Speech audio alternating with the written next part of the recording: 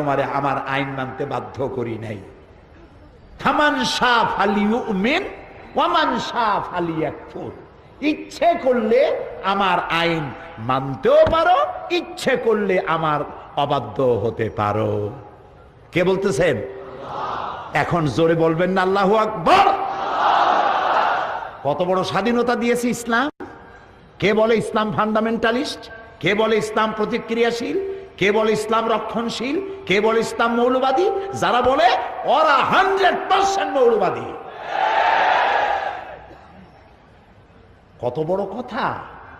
আল্লাহ বলেন, আল্লাহ আল্লাহ আল্লাহ।